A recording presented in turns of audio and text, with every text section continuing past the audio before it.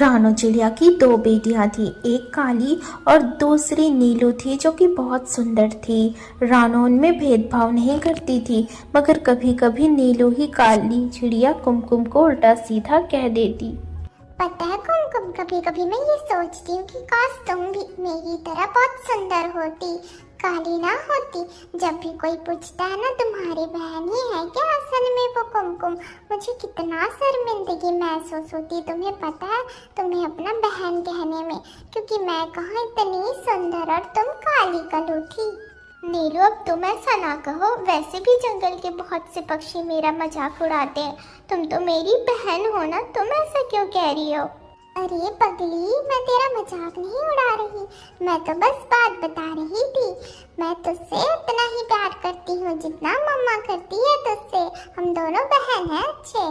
और बताओ कुमकुम, तुम्हारी मम्मा तुम्हें अच्छे से खाने पीने को तो देती है ना? हाँ हाँ देती है ना, क्यों नहीं देगी। मेरी मम्मा मुझे और मेरी बहन नीलू दोनों को बराबर ही प्यार करती है। हाँ हाँ, ये सब तो बस कहने की बातें हैं। ज़्यादा प्यार तो वो नीलू से ही करती होगी। नीलू कितनी सुंदर है और तुम काली कलूठी, हम कौवे के जैसे काली निकल गई हो। तुम तो चिड़िया के बिरादरी में एक कलंक बन गई हो। देखना ना, जब तुम्हारा शादी तय होने वाला होगा फिर तुम्हें पता चलेगा कैसे नीलू के लिए भर भर के रिश्ते आएंगे और उसकी शादी धूमधाम से होगी और तुम्हारी शादी पता नहीं होगी भी या नहीं। गोरी और दो चार बात सुनाती है कुमकुम को और वहाँ से चली जाती है। जाते जाते गोरी बहुत खुश थी, उसने भड़का दिया था कुमकुम को और इधर सच में कुमकुम भड़क गई थी। अब उसको अपनी बहन नीलू के लिए और मम्मा रानो के लिए कहीं न कहीं एक अलगाव सा महसूस होने लगा। आज रात को जंगल में रानो चिड़िया ने रोटी बनाई थी। सबसे पहले वो नीलू को देती है, फिर कुमकुम को। मम्मा, आपने पहले नीलू को क्यों रोटी दिया? वो सुंदर है ना, आप उससे बहुत प्यार करती हो ना, मुझसे नहीं करती? अरे पगली कुमकुम, तुम्हें ये क्या हो गया है? मैं तुम दोनों से बराबर प्यार करती हो। तुम दोनों मेरी बेटियां हो और मैंने पहले नीलू को इसलिए रोटी दी क्योंकि नीलू मेरे बगल में बैठी है। कुमकुम वो पास में थी इसलिए पहले उसे दे दी। ये क्या बात हुई मम्मा? मैं दूर में बैठी हूँ तो मुझे पहले देना चाहिए ना, पास वाली को तो आप कभी भी दे दोगी। ये सब बस बोलने की बातें हैं, आप मुझसे ज्यादा प्यार नहीं करती, मुझे पता है। ऐसा कहकर कुमकुम गुस्से से वहाँ से चली जाती है और वो खाना भी नहीं खाती। इधर रानो नीलू से कहती है, क्या हो गया कुमकुम को?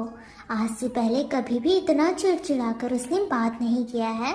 आज जब तुम दोनों बाहर खेल रहे थे तो कोई मिला था क्या कुमकुम को?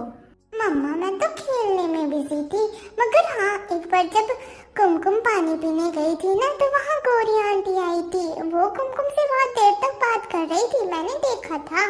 पक्का ये करतूत तो गोरी का ही होगा, उसी ने भड़काया है मेरी बेटी को। रानो को सब समझ आ जाता है। ये बात है 3 महीने बाद की।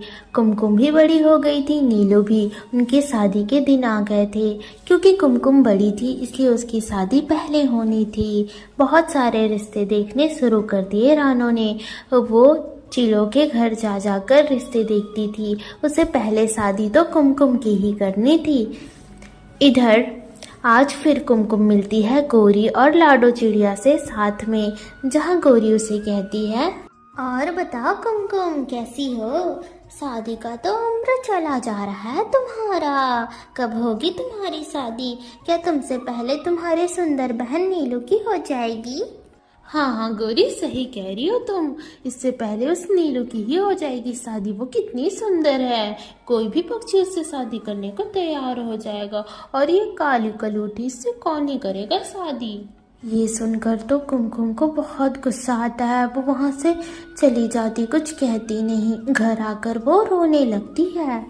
भगवान जी, मेरी क्या गलती है? मेरे साथ ही ऐसा क्यों हो रहा? एक तो आपने मुझे ये काला रंग दिया, बदसूरत बना दिया, अब वो तो मैं सह ले रही थी, मगर इन जंगल वालों के ताने, ये मैं नहीं सह पा रही हूँ। भगवान जी, नहीं सह पा रही हूँ। जंगल में रात हो गया। इधर कुमकुम सिसक कर अपने रूम में रो रही थी लेटे लेटे कि रानो आ जाती है। रानो देखती है अपनी बेटी को रोते हुए। मेरी कुमकुम बिटिया, क्यों रो रही हो तुम? मैंने तुम्हारा आवाज सुना, इतनी देर तक जग रही हो और रो भी रही हो। मम्मा, मुझसे कोई प्यार नहीं करता। सब मुझे ताना मारते मेरे रंग के कारण और कहते हैं कि मेरी शादी भी नहीं हो पाएगी।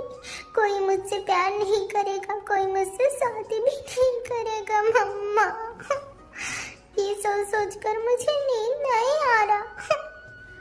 ये जंगल वाले तो है ही ऐसे, वो तो तुम्हें नीचे गिराने की कोशिश करेंगे, मगर बिटिया तुम तो मेरी बहादुर बिटिया हो ना, ऐसा मत सोचो तुम। और तुम्हें तो एक खुशखबरी भी देनी है मुझे।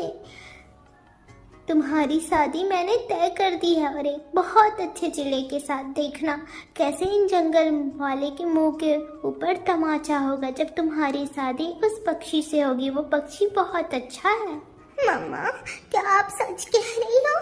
मुझसे शादी करेगा कोई पक्षी? हाँ हाँ, क्यों नहीं करेगा, बिल्कुल करेगा। मैंने शादी खुद तय की है। रानो की बात पे आखिरकार यकीन कर लेती है कुमकुम। कुछ दिन गुजर जाते हैं और कुमकुम की शादी एक बहुत अच्छे भूरू चिड़े के साथ पूरे जंगल वालों के सामने रानो करवाती है। ये देख सभी हैरान थे। भूरू चिड़ा बहुत अच्छा था, उसकी नौकरी शहर के जंगल में थी। शादी के बाद भूरू चिड़ा खुशी खुशी कुमकुम को शहर के जंगल ले जाता है अपने पर्सनल एरोप्लेन में। ये देखकर तो सारे जंगल वाले हैरान ही हो जाते हैं। कुमकुम अब अपनी शादीशुदा ज़िंदगी में खुशी खुशी रहने लगती है। तो प्यारे दोस्तों, इस कहानी से हमें ये सीख मिलती है कि कुछ लोग आपको कुछ ना कुछ गलत ज़रूर कहेंगे, आपकी कमियां निकालेंगे, मगर दुनिया में बुरे लोगों के साथ अच्छे लोग भी हैं जो आपकी तारीफ भी करेंगे और आपकी कमियों के साथ आपको अपनाएंगे। तो आपको बस अच्छे लोगों की तलाश करनी है और अच्छे लोगों के साथ रहना है।